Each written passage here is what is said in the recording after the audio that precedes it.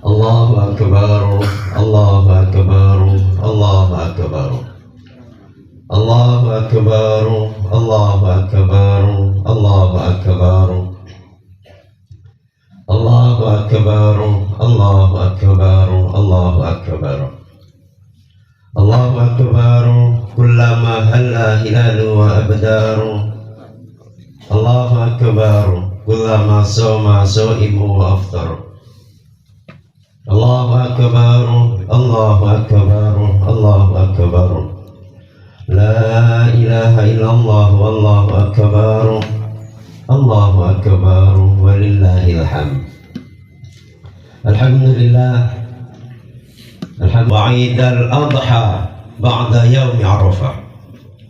Asyhadu an la ilaha illallah wahdahu la syarika lah, wa asyhadu anna Muhammadan abduhu wa rasuluhu la nabiyya ba'dah, wa alihi wa sahbihi wa mawala.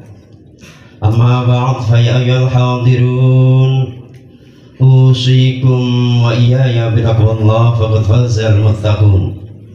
Ittaqullah, ittaqullaha mastata'tum, ittaqullaha haqqa tuqatih, wa la tamutunna illa wa antum muslimun. Qala Allah Ta'ala fi kitabihil karim, a'udzu billahi minasyaitonir rajim, bismillahirrahmanirrahim. Qul sadaqallah, fattabi'u millata Ibrahim hanifa wa ma kana minal musyrikin. Inna awwala baitin wudi'a lin-nasi lalladzi bi Bakkata mubaraka, lalladzi bi Bakkata mubarak. Sadaqallahul azim wa sadaqa rasuluhun nabiyul karim, wa nahnu ala dzalika minasyahidin. Ma'asyiral hadirin jamaah salat Idul Adha rahimakumullah. Kembali kita bersyukur kepada Allah Subhanahu wa taala, karena Allah masih memberikan kesempatan kepada kita untuk terus memperbaiki ibadah kita, untuk terus menambahi ibadah kita, untuk terus meningkatkan kualitas dan kuantitas ibadah. Mudah-mudahan apa yang kita lakukan pada pagi hari ini akan selalu mengundang ridho, rahmat dan barokah dari Allah Subhanahu wa taala, dan akan menjadi salah satu penyebab akhir hayat kita, akhir hayat yang husnul khatimah. Dan nanti kita bersama-sama diberi kesempatan untuk bertemu idola kita, junjungan kita beliau baginda Nabi Muhammad sallallahu alaihi wasallam, tentu di dalam surganya Allah Subhanahu wa taala. Salawat serta salam tetap tercurah junjungan kita Rasulullah Muhammad sallallahu alaihi wasallam, satu-satunya nabi yang diberikan kewenangan oleh Allah untuk bersyafaat kepada kita sekalian, dan itu tidak dimiliki oleh nabi-nabi selain baginda Nabi Muhammad sallallahu alaihi wasallam. Mudah-mudahan kita semua yang hadir pada pagi hari ini akan selalu mendapat syafaat dari beliau, di mana pada saat itu sudah tidak ada lagi yang bisa kita harapkan selain syafaat dari beliau. Allahu Akbar, Allahu Akbar, Allahu Akbar, walillahil hamd. Ma'asyiral hadirin jamaah salat Idul Adha rahimakumullah. Mari kita tingkatkan prestasi takwa kita kepada Allah Subhanahu wa taala. Karena orang yang robih itu adalah man kana yaumuhu khairam min amsihi fa huwa robih. Man kana yaumuhu, barang siapa yang hari ini khairan, lebih bagus, min amsihi, dari hari yang kemarin, fahuwa robih, maka dialah orang yang beruntung di hadapan Allah Subhanahu wa ta'ala. Kalau kemarin kita hanya bisa sholat fardu saja dalam satu hari satu malam 5 kali, kemudian hari ini kita tambahi dengan sholat sunnah qobliyah, sholat sunnah ba'diyah, sholat sunnah duha. Inilah hakikatnya orang-orang yang robih, orang-orang yang beruntung di hadapan Allah Subhanahu wa ta'ala. Kalau kemarin kita tidak mengenal huruf hijaiyah di dalam Al-Quran, kemudian hari ini kita hilangkan rasa malu yang ada di dalam diri kita. Kita belajar alif, ba, ta, kita harokati abata, kita rangkai menjadi sebuah kata, kita rangkai menjadi sebuah kalimat. Inilah hakikatnya orang-orang yang robih, orang yang beruntung di hadapan Allah Subhanahu wa ta'ala. Wa man kana yaumuhu, barang siapa yang hari ini mithlu sama min amsi, dari hari yang kemarin, fahuwa khasir, maka dia termasuk orang yang merugi di hadapan Allah Subhanahu wa ta'ala. Kenapa? Karena hari bertambah, bulan bertambah, tahun bertambah, usia kita bertambah, otomatis jatah hidup kita di dunia ini berkurang. Tapi ibadah kita tidak mengalami penambahan apa-apa. Inilah orang yang khasir, orang yang merugi di hadapan Allah Subhanahu wa ta'ala. Barang siapa yang hari ini syarron, lebih jelek min amsihi, dari hari yang kemarin, fahuwa mal'un, maka dia termasuk orang celaka di hadapan Allah Subhanahu wa ta'ala. Makanya kita selalu bermohon kepada Allah Subhanahu wa ta'ala, mudah-mudahan Allah jadikan diri kita ini menjadi orang yang robih, orang yang beruntung di hadapan Allah Subhanahu wa ta'ala. Masyaallah hadirin jamaah salat Idul Adha rahimakumullah. Pada hari ini kita mengenang dan mengingat akan Nabi Ibrahim dan Nabi Ismail dalam kepatuhan dan pasrahannya melaksanakan perintah dari Allah Subhanahu wa ta'ala. Perintah Allah itu bersifat absolut. Apapun dan bagaimanapun perintah itu harus dikerjakan tanpa harus menunggu persetujuan akal. Karena akal itu tidak selamanya mampu mencerna kebenaran. Perintah Allah kepada Nabi Ibrahim untuk menyembelih anaknya Nabi Ismail ini tidak bisa dicerna dengan akal. Coba bayangkan, Nabi Ibrahim diperintahkan untuk menyembelih anak kandungnya yang selama berpuluh-puluh tahun ia tunggu kehadirannya. Setelah hadir di tengah-tengah mereka, diperintah untuk menyembelihnya. Tentu ini tidak bisa dicerna oleh akal. Tapi karena Nabi Ibrahim itu adalah Nabi yang hanif,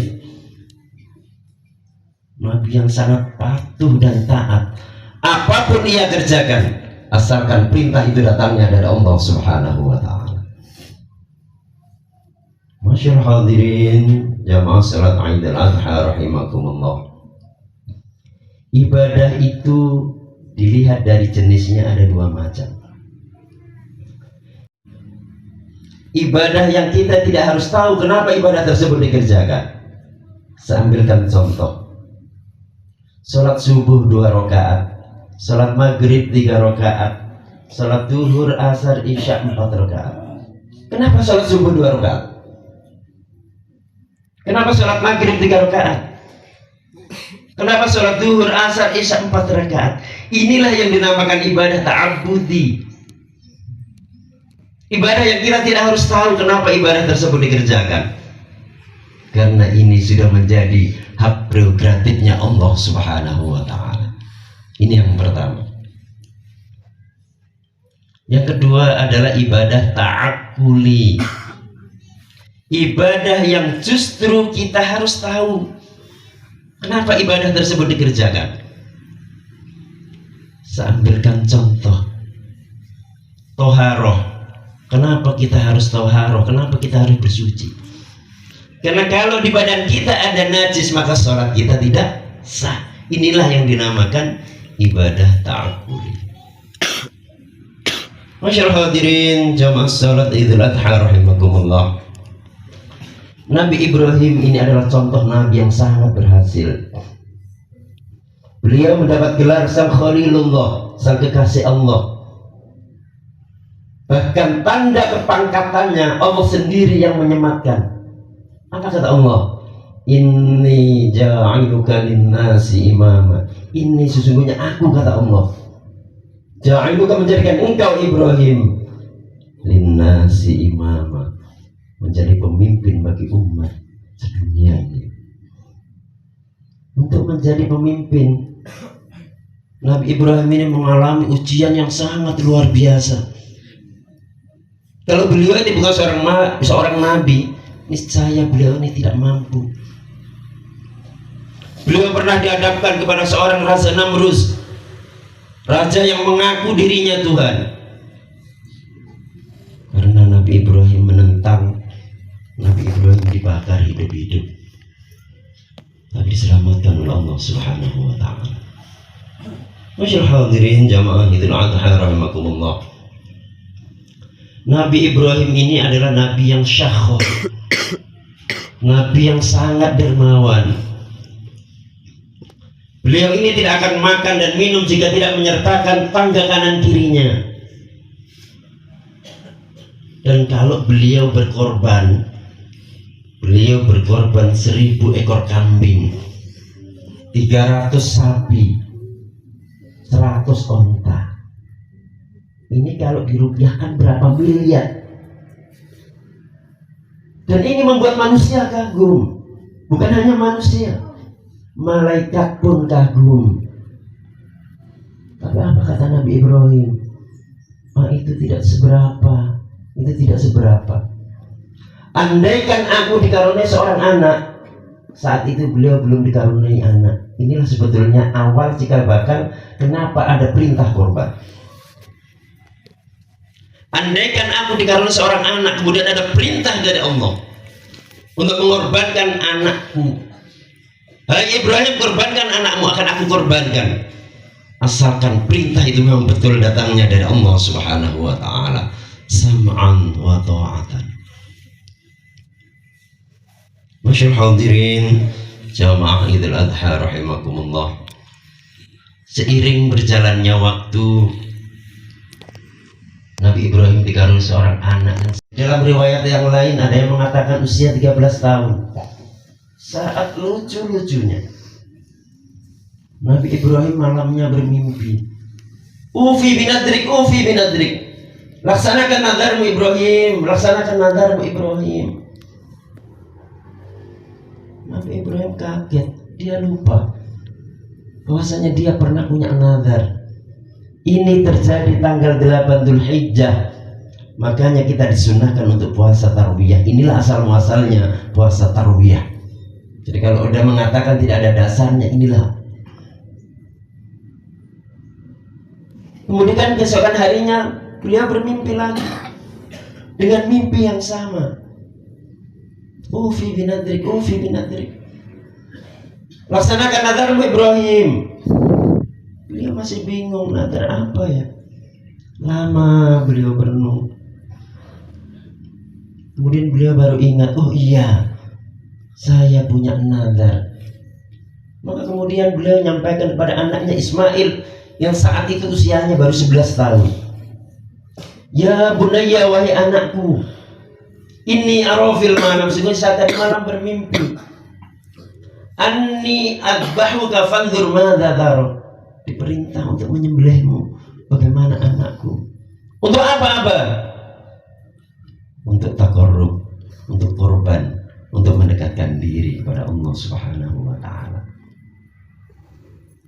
Masya Allah. Informasi ini disampaikan oleh Nabi Ibrahim kepada Nabi Ismail di hadapan ibunda tercintanya. Apa jawab Ismail kecil yang usianya 11 tahun? Ya abati, wahai bapakku. Wa minas sabirin. Insyaallah saya ini termasuk orang-orang yang bersabar. Jawaban seorang anak usia 11 tahun. Hadirin jamaah Idul Adha rahimakumullah, ini luar biasa. Bapaknya bertakwa, ibunya bertakwa, anaknya bertakwa. Coba kalau kita bayangkan, kalau hal ini terjadi di zaman sekarang ini dengan media sosial yang sangat luar biasa, tentu Nabi Ibrahim akan dicaci habis-habisan seluruh dunia. Tapi Nabi Ibrahim Karena Nabi yang sangat taat kepada Allah, apapun ia kerjakan asalkan perintah itu datangnya dari Allah Subhanahu wa ta'ala. Masyaallah hadirin jamaah Idul Adha rahimakumullah. Begitu pula kita dalam menjalani kehidupan ini, kita selalu diuji oleh Allah Subhanahu wa ta'ala dengan berbagai macam ujian yang kadang-kadang kita ini serasa tidak mampu untuk menjalannya. Kenapa kita selalu diuji oleh Allah Subhanahu wa ta'ala? Padahal apapun yang Allah perintahkan sudah kita kerjakan. Allah perintahkan kita sholat, bukan hanya sholat wajib, sholat sunnah pun sudah kita kerjakan. Allah perintahkan kita untuk berpuasa, bukan hanya puasa wajib, puasa sunnah pun sudah kita kerjakan. Tapi kenapa kita selalu diuji Allah Subhanahu wa ta'ala dengan berbagai macam ujian yang kadang-kadang kita serasa tidak mampu untuk menjalaninya. Masyaallah hadirin jamaah Idul Adha rahimakumullah. Ada 3 penyebab kenapa Allah menguji kita. Yang pertama, karena Allah ingin mengetahui kualitas keimanan kita. Apakah iman yang keluar dari lisan kita sudah samakah dengan perbuatan kita sehari-hari atau belum? Apakah iman yang sudah kita ikrarkan di lisan kita sudah kita aplikasikan atau belum? Hasiban nas, apakah manusia mengira ayatraku, mereka dibiarkan begitu saja? Ayaqulu, ketika di lisannya berkata, amanna, kami beriman kepadamu ya Allah. Amanna billahi wa malaikatihi wa kutubihi wa rusulihi wal yawmil akhir wal qadar khairi wa syarrihi. Fahum la yuftanun. Pasti diuji Allah Subhanahu wa ta'ala. Kenapa? Karena dengan diuji kita faham, kita menyadari bahwasanya kita ini tidak mempunyai kekuatan dan daya apapun selain kekuatan dan daya itu datangnya dari Allah Subhanahu wa ta'ala. Ini alasan pertama kenapa Allah selalu menguji kita. Alasan yang kedua, karena Allah ingin mengetahui kualitas kesabaran kita. Apakah ketika kita diuji kita cukup bersabar atau tidak? Walanabluwannakum, dan aku akan uji kalian semua minal khauf, dari rasa takut, wal ju'an, dari rasa lapar, wanaksi minal amwal, dan berkurangnya harta, wal anfus, bahkan nyawa, wathamarat, bahkan buah-buah. Orang yang bersabar adalah alladzina idza asabatsum, ketika tertimpa musibah, qalu, di lisannya berkata, inna lillahi wa inna ilaihi raji'un. Alasan yang ketiga, karena Allah ingin meninggikan derajat kita, makanya kita ini diuji. Masyaallah hadirin jamaah Idul Adha rahimakumullah. Terakhir, sebutir buah kelapa dengan sebotol minyak kelapa sangat jauh berbeda harganya. Kenapa sebutir buah kelapa dengan sebotol minyak kelapa sangat jauh berbeda harganya? Karena sebutir buah kelapa untuk menjadi sebotol minyak kelapa mengalami proses yang sangat panjang, mengalami ujian yang tidak ringan. Dimulai dijatuhkannya buah kelapa itu dari pohonnya yang tinggi, kegebuk dia tidak dielus, dia dicambak kulitnya, dipenggal, dicungkil isinya, diparut di parutan besi yang sangat tajam, kemudian diperas sekuat tenaga, ditaruh di atas tungku yang di bawahnya ada api yang sangat besar. Baru keluarlah minyak kelapa yang berlipat-lipat harganya dibandingkan hanya sekedar sebutir buah kelapa. Begitu juga kita. Ada kalanya kita ini diuji karena kita banyak dosa, sehingga ketika kita mampu menjalani ujian tersebut, maka dihapuslah dosa itu oleh Allah Subhanahu wa ta'ala. Masyaallah hadirin jamaah Idul Adha rahimakumullah.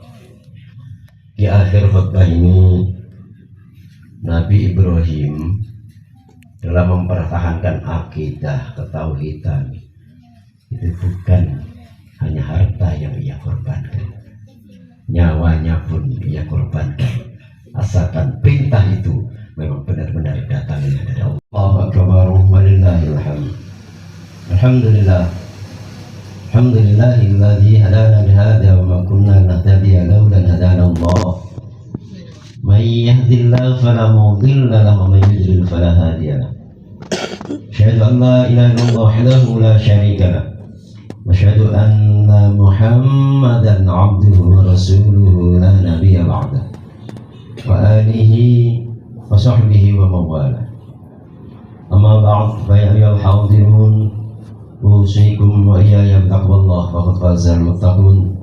اتقوا الله حق تقاته ولا تموتن إلا وأنتم مسلمون. قال الله تعالى في كتابه الكريم: أعوذ بالله من الشيطان الرجيم. بسم الله الرحمن الرحيم. يا أيها الذين آمنوا اتقوا الله ولتنظر نفس ما قدمت لغد واتقوا الله إن الله خبير بما تعملون.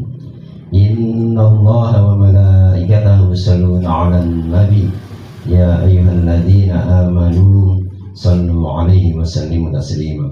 اللهم صل على سيدنا محمد وعلى آل سيدنا محمد.